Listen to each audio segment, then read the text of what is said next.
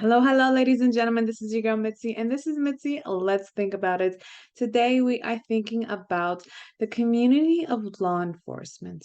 This is a topic that's very taboo right now in our society and just what's going on with the news and the media. So I think this is a very important topic that we really need to talk about because people really need to think about this in a different perspective. Especially with law enforcement, they have such a bad rep. In reality, in my opinion, they're just another person that just has a job that happens to have more power than others, but it doesn't make that person behind that uniform any different than you and I. That's my opinion. But I got a special guest here, Katherine, who's going to be sharing with us with this movement that she's doing. Katherine, why don't you go ahead and take it away? Hi, thank you so much. So I am Katherine. What you said literally just made me tear up because it really hits home and you articulated perfectly kind of my stance on things. What I'm creating is essentially a community for police officers, an online community that will allow police officers across the United States and maybe someday the world to connect with one another. But really, where this all kind of stemmed from for me is police officers are literally just human beings who have a really unique job that anyone who doesn't participate in that profession, me, you, anyone else, literally cannot understand, which in and of itself is isolating. And then you add on some of the intricacies and some of the complexities and controversies that can go kind of along with that job. It just makes it that much more isolating. And with, everything that kind of happened during COVID and the shutdown and the riots and everything, I really kind of just got a reality check that these people are just human beings trying to make a living and support their families. Um, and so I decided to create a community where those people could connect with other people who kind of understood where they're coming from. Yeah, I think that's beautiful what you're doing because, and I support you 100% with this because I agree with you. I was reading up your story and I've seen that most of your family, including your father, were in the police department. So it does hit home with you. And for myself as well, because it was a time where my sister, she was a sheriff, in a local county by where I live. So I understand exactly where you're coming from, and sometimes even for those people who are in that position, maybe hard for them to turn it off, their work mode when they leave work because it requires so much of their attention and focus that it's no different than a doctor that has to require attention when they do surgery or attention when they have to diagnose people, and things of that nature. So I feel that this is something that people need to consider and realize because thousands of people are disrespecting the law enforcement and it's just by a bad egg, and there's so many bad eggs in every city and all around the world there's so many bad eggs out there, but it doesn't give people the right to assume and conclude and presume all those words to just Mhm. identify the law enforcement as all bad because there's people who've gone into law enforcement for the right reasons and Mhm. made the right changes that their community needed to see. And I think those people are the silent heroes that don't get spoken about a lot. Yeah, and you're completely right. Like you said, it takes one bad egg, and that goes for any profession. There's bad eggs in every single profession. There are bad doctors. We've seen true crime documentaries about bad doctors and things like Yep. this. That profession is just not highlighted. Those people are not being recorded doing stupid things or doing horrible things because again they're human beings and they're not perfect, and yeah, there are some bad eggs who have no business having a gun or a badge, but the vast majority, there are hundreds of thousands of cops and the vast majority are doing it for the right reasons. But to your earlier point too, it's like something that's really hard to turn off. So this is a job where you can, a day in a cop's life can be like, oh, I'm just patrolling the streets, not much is happening. And then the next day they could be, carrying a like a lifeless body or a child out of a building. Like their profession, their job. I need to emphasize that this is their job, can Yeah. go from 0 to 100 in the snap of a finger, and it can be hard to go home at the end of that day, especially when they have families and they have children.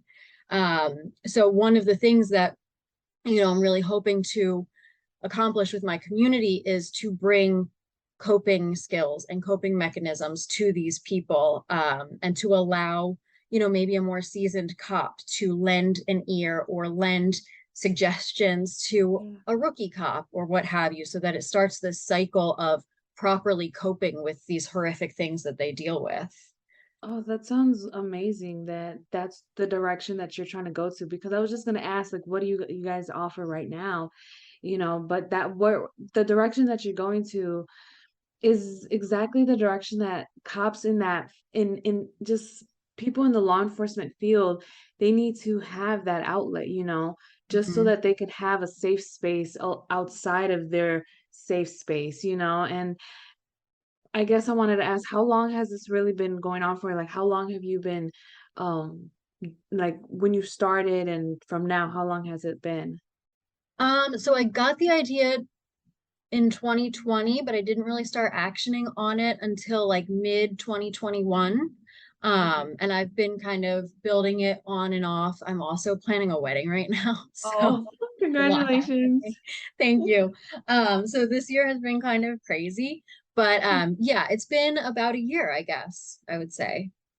That's great. That's great. And did you so far have like people noticing and signing up and trying to be part of that community? And do you notice it's from like a certain area or so far across the United States? So mostly in my area, I just moved to Philadelphia from New York City, so kind of in that realm. My dad, like you mentioned, my dad was a police officer, so I've got some people from, my own community here kind of participating and That's you know, kind of getting the word out there. Mostly I post on social media, to again spread the word a little bit more. Late last year, I actually hosted an event at a local gym, to raise awareness for my community, and to raise money for my cousin was actually killed in the line of duty back when I was a baby, and my uncle and father um, started like a scholarship in his name. They run a scholarship in his name. So we raised money for that. Again, we raised awareness for what I'm doing. So yeah, there has definitely been a good bit of traction. I recently started a podcast, but it is on hold right now. Again, lots yeah, going on. like So yeah. uh, but yeah, it's coming together slowly but surely, and every day I really connect with another officer. I really see and hear about the importance and the need for what it is that I'm doing, so that just keeps me going. Oh yeah, I talked to my sister about this conversation about how I'm going to speak with somebody who's doing this, and she's like, if they can give this out to every new hire so that they can feel at ease and not so much pressure, because one of the things that she said is that when new people get joined into the force, they feel like it's some stigma like the movies and the TV shows have portrayed it to be, and it's nothing like that. And it's totally different. And she's seen many people fail or Mhm. fall, doing this because they don't have the right perspective going in, or they don't know how to manage the 0 to 100 that happens in the job. Because she has told me some stories, and some of them has broken my heart, and other ones I'm like in disbelief. And then Yeah. with the news, like out here where I live in Milwaukee, and that's in Wisconsin, like 2 hours away from Chicago. Mhm. And for like a few years, they were have random people shooting cops at like when they got pulled over. And I know that was going on around the world, but it's like it broke it like it got me so scared for my sister when she would go out. Anytime I would hear the ambulance or hear the sirens, I would just automatically start praying and hoping that my sister's okay, because you don't know. And it's sad that individuals who have a misperception, citizens who have a misperception on law enforcement, how they retaliate and they react due to somebody else's fear or their own fear. And it's scary to know that too many people are living off of fear instead of trying to step forward and have that understanding when they're dealing with somebody in law enforcement. Because when I get pulled over, I really take into consideration everything. Like, okay, they're just doing their job. What did I do wrong? Oh, yeah, I was speeding. You know what? It's my bad. Take with self-responsibility. And I don't think a lot of people nowadays, they have that self-responsibility inside them. And that's when bigger problems happen, and that's just in my opinion. What do you think? No, yeah, I completely agree. And not that it's an excuse, but sometimes cops can be on edge. And if a citizen is giving a cop some sass, the cop is likely to give it back. And again, it's not an excuse to use excessive force by any sense of the imagination, but you also have to take into consideration, like, what did this man or woman see yesterday? What call is he or she coming off of? Like I said earlier, it can really go from a traffic stop to, a dying child in the blink of an eye. And again, it doesn't excuse behaviors, but you really do, as a citizen, have to take into consideration, again, this is a job and this is a fellow human being who's performing this job. So, like, he or she is bound to have an emotional reaction to you giving him or her attitude or being rude or aggressive or what have you. So even when it's like, again, it's not, not to say that you can use excessive force, but like when you complain about a traffic stop that was unnecessary or what have you, like, again, like you said, take personal responsibility. If that cop was rude to you, in your opinion, think about maybe why. Maybe there's an underlying factor. How are you behaving towards that person? Again, it's a human to human interaction. So Yeah. maybe you're mad, maybe your emotions are high, but just keep in mind that this is still a human being doing their job.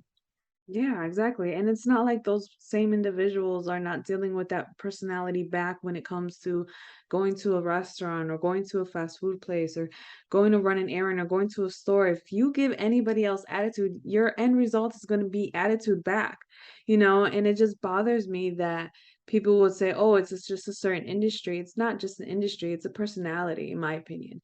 You know what I mean? If your personality is prone to that type of reaction and behavior, always on the defense, always looking for an opportunity to test someone's limit, I feel like that's when it comes down to you need to have that self-reflection and, maybe you shouldn't go out for a while. Put yourself on timeout. Yeah, just go for a walk around the block or something, settle down. Exactly, because it's not fair that we have to talk about this conversation and specifically focus on law enforcement, you know, because in reality, you can have this conversation in every field, because it's like you said, it's a job. It's a job that somebody signed up for, just like they would do at McDonald's, just like they would do as a lawyer or as anything else in this world.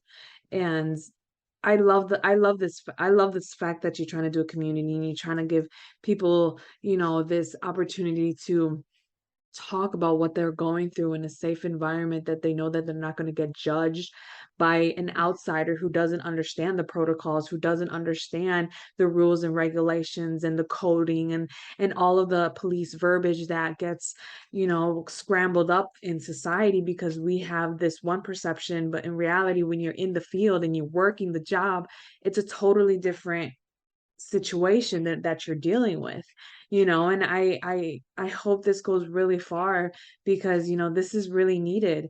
This is needed so that people can really think about their actions moving forward. They can read that senior officer's testimony or story or opinion, and they can reflect on it on themselves and then make the right move.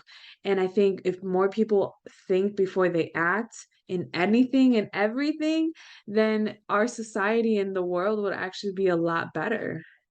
Yeah, I agree. And I mean, I'm doing this because there are resources out there for cops. They can theoretically reach out to their supervisors, but with that comes the worry. What are the other cops in my department going to think? What's my supervisor going to think? Does he think I can't Yeah. handle the job? Am I going to lose my badge? Like, there's a lot of concerns that go with going for help. Um, and, having a community like this kind of allows for a detached perspective. Like, hey, I'm just looking for some advice, or hey, I'd love to chat with a seasoned police officer about X, Y, and Z, whether it's something serious or something small. Or I want to know how to get ahead in the department, or whatever it is. Just getting that connection out there, because there is a stigma. It can be hard to ask for help. And, when it comes to any group of people, let alone a majority group of male people, it Yeah. can be really hard to ask for help, whether it's serious help or whether it's professional help or whatever it is. It can be hard to ask for help. So, my hope is that I can get people, from small town, middle of nowhere who don't know where to go to advance in their career, to big cities who have a lot of, advice to offer. So that's really what I'm hoping to do. And I think that it can really ultimately help a lot of people in this profession. Yeah, I absolutely agree. And I truly thank you for doing this. And my sister thanks you as well, because she really does think this is an amazing thing that you're doing. And just hearing these testimonies, I'm pretty sure it makes you feel like you're going in the right direction, and I pray that you continue to go forward in this direction, because this is a positive movement. You're literally creating ground where there's no ground, and like you said, there is resources, but it's hard. That stigma's real. That stigma's really Oh, real yeah. when it comes to men, and men need to start to embrace themselves, who they are, and as they teach other people that may be around them to embrace their true selves, they need to do so as well. It's always hard when you go into a job and you're so confident in yourself, but as soon as you walk into that job, you realize, you're not so confident, because you feel like you have to be a certain way or portray a certain way and Hmm. act a certain way. And it's like, no, you could still be who you are no matter where you are, no matter where you're working. It's just about knowing yourself, and I think this is a good way for men as well to get that positive reinforcement that they're looking for. And I guess to start wrapping up the show, what would be some great, great, great advice that you can possibly leave us off with? Honestly, when speaking to, a civilian like myself, like you, it's really just to remember, if you are interacting with police, whether you're being pulled over or they're just in line behind you at McDonald's, remember that they are just a human being. They are supporting themselves and likely their families with this job. They're hoping to make a difference, and just look at them that way. See them as a fellow human being. Um, Regardless of what your stance is on law enforcement in general, that person in the uniform is just another person. Awesome. Thank you. Thank you so much for your time. Thank you so much for sharing your perspective Thank and your you. movement. This has been such a great conversation. I really didn't know how this was going to go. I was kind of nervous, but I'm so glad that it came out so much better than what I expected, because I Oh, had such a great good. time talking to you. Me too. This was amazing. Thank you so much for having me. Yeah, you're very welcome. And ladies and gentlemen, if you know somebody in the law enforcement, or if you are yourself in the law enforcement, you're just trying to figure out what this conversation was really about, go check her out. I have her lovely photo with access to her website, so that you can join and that you can find a community that you can feel safe in, that you can truly, truly feel safe in, because that's what we're all looking for, that safe area in our lives that we don't have to be scared in, even if it's the smallest of questions. There's no such thing as dumb questions, in my opinion. Yes. Anything is off limits. There you go, ladies and gentlemen. You guys be safe. And until next time, y'all. Bye.